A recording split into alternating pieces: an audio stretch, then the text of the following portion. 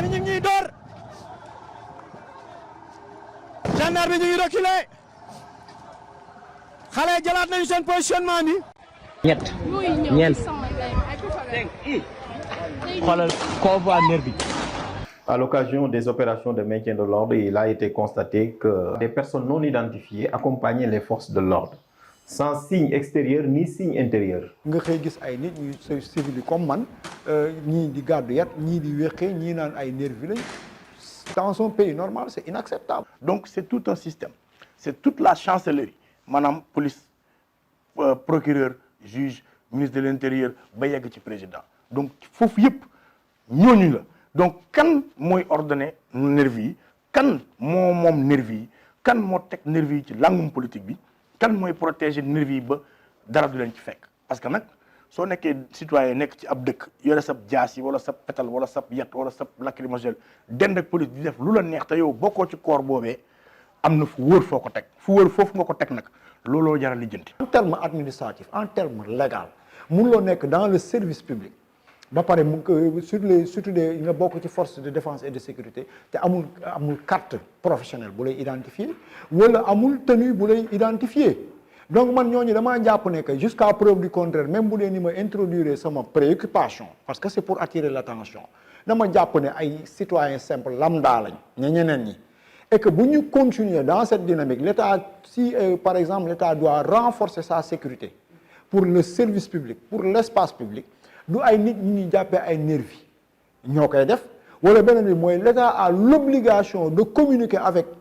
les citoyens sénégalais pour wax leen ni que nous avons pris telle et telle disposition pour def telle ak telle mission. bu njëkkaan da nga leen daan gis ñu leen di woowee nervi ñu yore ay yat xëy na ànd ak kii nekk ay gros bras mais léegi dañu yore ay armes yore ay jaas yi ñu identifier leen mu ay nit ñu identifier ci dëkk bi ñu xam leen ñu am aussi ay appartenance ci wàllu politique wala ci parti politique te di ko it réclamer ba askan bi yëpp xam ne ñii fii lañ bokk ñu yore ngànnaay parfois même di dend ak police di leen gis ñuy opérer te kenn du leen inquiéter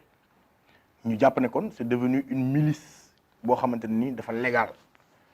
da ngay jàpp ne sax est-ce que nekkul benn corps boobu léegi de détachement ci jàpp peut-être xëy na ci ministère de l'intérieur wala corps de détachement ou police la en tout cas ce qu'ils font amul c'est resté impuni parce que identifié nañ ci ñu bëri ñu def ay jéeya teg ko ci ay sénégalais mujjut fenn. C'est pourquoi les acteurs de la société civile et beaucoup de défenseurs des droits de l'homme ont attiré l'attention sur ce phénomène-là.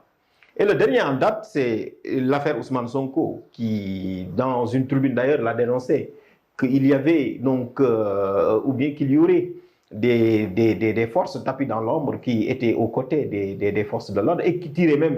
qui avaient des lance-grenades et qui tiraient même en face des forces de l'ordre qui devaient jalonner pour que son convoi puisse partir, ce qui est intolérable à mon avis dans une démocratie et dans un état de droit, puisque la force publique appartient à la collectivité et que l'État se doit de rétablir l'ordre et notamment pour que plus jamais qu'on ne puisse parler de nervis aux côtés des forces de l'ordre. Macky Sall moo fi nekk président bu njëkk a créé ay milices ay Samba Boy dugal leen ñuy jaxasoog police yor ay lance-grenade yor ay fetal di ko tirer ci sénégalais yi na tee ay milicem ndax li xew keroog ci corniche bi ay milice u Macky Sall yor fa ay grenade lacrymogène ak ay fetal ba alkaati yi ñemewuñ leen jàpp ne faw ñu jël ma dugal ma ñoom seen fourgon blindé pour bañ ñooñu tiire ñu ay fetal loolu gàcce Sénégal la. Aujourd'hui, vous avez pu constater la violence policière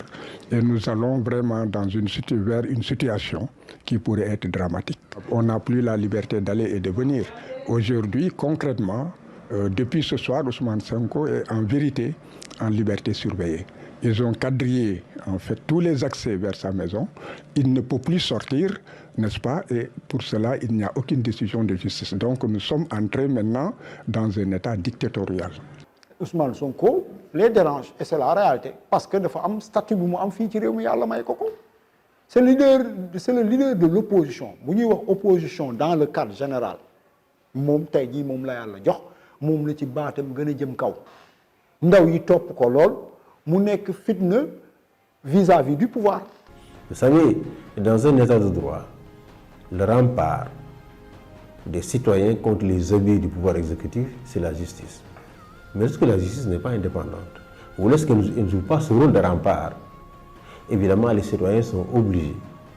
de prendre en charge leur défense.